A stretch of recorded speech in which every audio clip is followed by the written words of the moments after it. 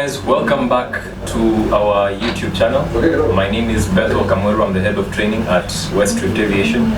I'm here with my colleague Frida Mweni.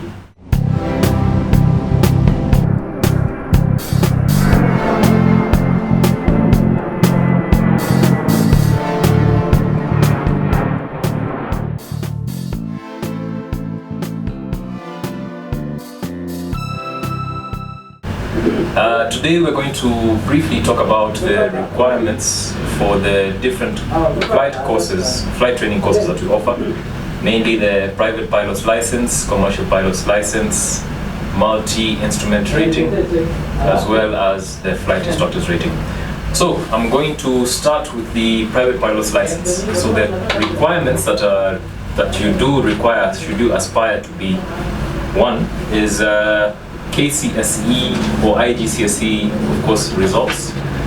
You need to have at least 3 passes, meaning you need to have a C+ and above in either of the following 4 subjects: mathematics, English, physics, or geography, or if not that, a mean grade over C+. Okay. Other than that, you'll need to undertake a medical test, Class 2 medical examination, which shall be performed by a KCAA approved medical examiner. That shall put you or cost you around 12,000. Okay, and then now I can get on to the flight requirements in order for you to attain your PPL. So first of all, the minimum flight hours required by KCAA for you to actually be issued with a private pilot's license is 40 hours. If we break down those 40 hours, 30 of those shall be dual flight, meaning you're flying with an instructor next to you, and 10 hours, the remaining 10 hours shall be pilot in command or solo hours, meaning you'll be flying all by yourself. All right. Next, I'll hand over the floor to Frida to explain to you the requirements for the commercial pilot's license. Okay, hi guys. So I'm going to take you through the requirements that are needed to get our commercial pilot license.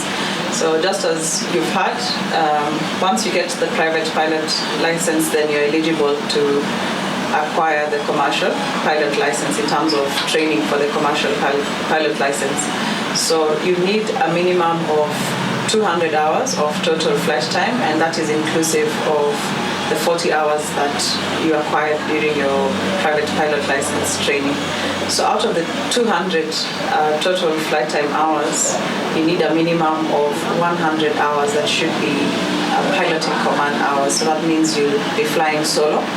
And for the rest of the 100 hours that are remaining, you do need some nighttime training, which includes 5 hours of training at night, and then you'll also need 5 hours solo for night training. You also need some training on basic instrument flying, which needs a minimum of 10 hours that you fly with the instructor. So in addition to the flight time hours, you're also required to have some theoretical knowledge in 8 main subjects. And in these 8 main subjects, you're required to sit for your theoretical exams, which also add on towards the application of your commercial pilot license and the private pilot license. So these 8 subjects are metrology, principles of flight, aircraft general knowledge, and air law. The other 4 subjects include human performance, flight planning and performance, operational procedures, and navigation general. Now, those 8 subjects are done both in PPL and CPL, with an exception of radiotelephony, which is an additional subject done in PPL and not done in or examined in CPL. Next, I'll hand over to Frida to talk about the flight instructor's rating, which is also an additional course or rating that you can get on your license. Frida? Okay, so thanks, Bethel. For the instructor's rating, you require a valid commercial pilot's license in order to enroll for the instructor's rating. So in the instructor's rating is whereby we teach you how to teach. So you become a teacher of pilots.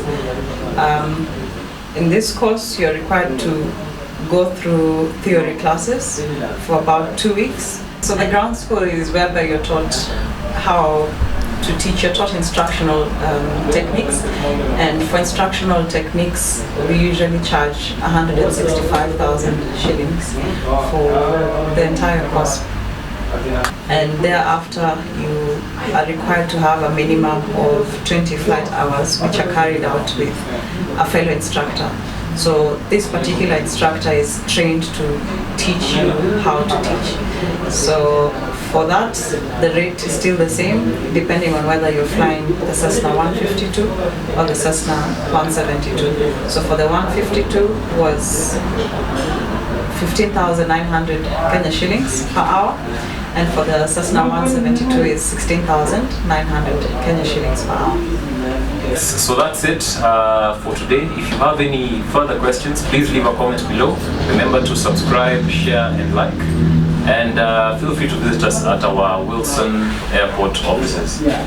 Thank you, and see you guys in the next one. See you.